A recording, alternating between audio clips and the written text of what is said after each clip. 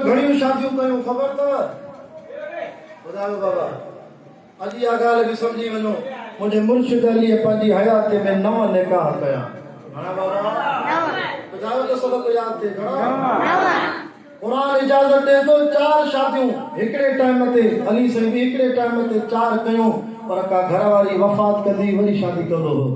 Total Ali साईं खे अल्लाह एॾी ताक़त ॾिनी हुई, पंहिंजी हयात में 9 निकाह कई। 9 घर वारे ने टोटल औलाद मुर्शिद अलीअ जी असांजे किताबनि में बि लिखल आहे, हुननि जे किताबनि में बि लिखल आहे।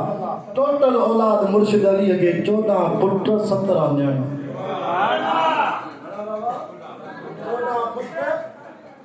17 न्याणियूं, माना टोटल 31 ॿारनि जी औलाद हुयसि।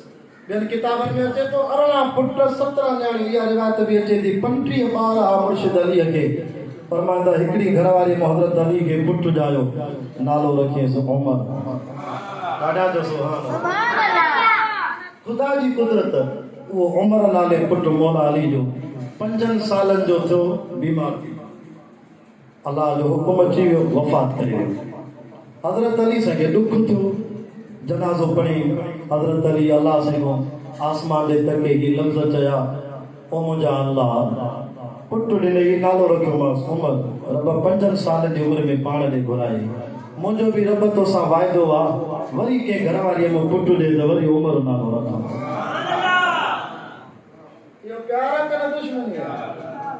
अल्लाह साईं अलीअ जा लफ़्ज़ क़बूल कया।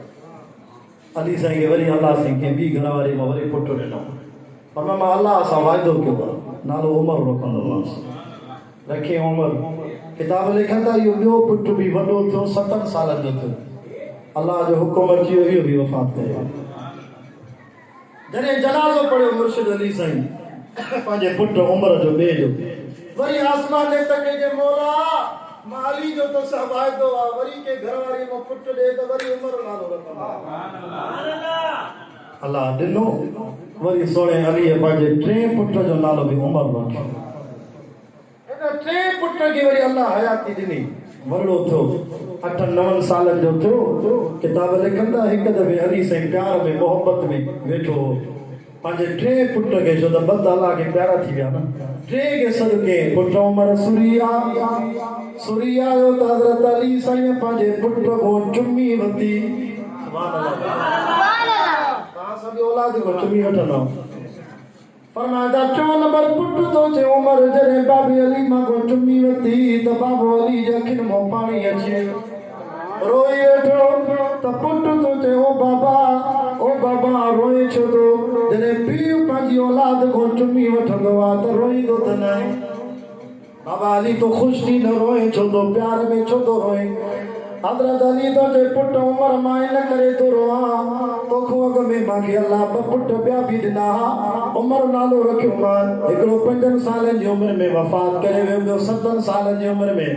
पुट हाणे तूं टियों आहे, तुंहिंजो नालो बि उमर आहे, अल्लाह तोखे हयाती ॾे, तोखो चुमी वठां थो रोआं, इन करे तो मुंहिंजा बच्चा मां फारूक आज़म जे जनाज़े में पेशानी को चुमी वरिती, असुल तोखो चुमी थो वठां त मां अली के पंहिंजो यार वो उमर थो यादि अचे जेको मिठे मोहम्मद जे भाकुर में सुधो वियो।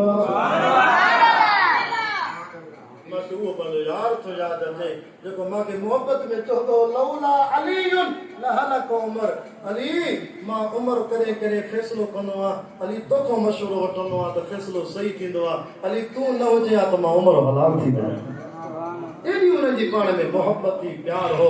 ख़ुदा जो कसम आहे, पको हले थो। सैयद हबीबुल्लाह शाह खे हवा लॻे, हे सोशल मीडिया जा साथी वेठा जेके असांजो बयान रिकॉर्ड करे ख़ल्क़ खे ॿुधाइनि था, इन्हनि खे बि हवा लॻे थी। असांजो अक़ीदो आहे नबी साईं जे साए रोज़े ते 24 कलाक अल्लाह जी रहमत जी हवा हले थी। उहा हवा जीअं मिठे मोहम्मद पाक खे लॻे थी त नबी जे भाकुर में अबू बकर उमर सुता पिया, उन्हनि खे बि हवा लॻे थी। हलो मदीने, तोखे वणे न वणे हज़रत उमर फारूक अबू बकर, पर ख़बर थी हे क़ुरान सैयद हबीबुल्लाह शाह जे मथे ते आहे। हिन वक़्त 12:30 था थियनि, हलो मां तव्हांखे मदीने वठी हलां। नबी साईं जे साए रोज़े ते 70,000 मलाइका हाणे बि बीठा थी, जेके अबू बकर उमर ते मिठे मोहम्मद ते अल्लाह जा सलाम था।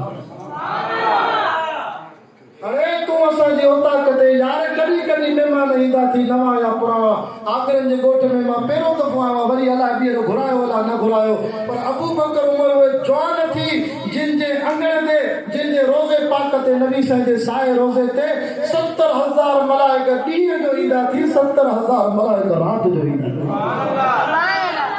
उलमा वेठा आहिनि पुछो 70,000 मलाइक वरी जेके हिकु दफ़ो ईंदा आहिनि वरी क़यामत ते उन्हनि खे वारो न मिलंदो आहे रोज़ नवां नवां ईंदा आहिनि रुगो मलाइक न पर सोना मदीने जा कबूतर भी उन्हनि ते सलाम पढ़ंदा मदीने जा जिन्न भी पढ़ंदा थी मदीने जा फरिश्ता मदीने जा मुसलमान और अल्लाह जो कसम आहे कुरान थो ॿुधाए इन्नल्लाह व मलाइकतहू युसल्लूना अलन नबी सॼी दुनिया ते अबू बकर ते उमर ते नबी साईं ते सलाम पढ़े पर साए रोज़े ते मां ख़ुदि रब भी पढ़ंदो मां दुआ थो कयां अल्लाह से तव्हां असांखे साहबा अहल बे सां प्यार ऐं मोहबत नसीब फरमाए अल्लाह से तव्हां असांखे हक़ीक़ी हुसैनी बनाए असांखे 5 वक़्त नमाज़ बाद जमात सां नसीब फरमाए ज़िंदगी रहियूं वरी मुलाक़ातूं वमा अलैना इल्लल बलाग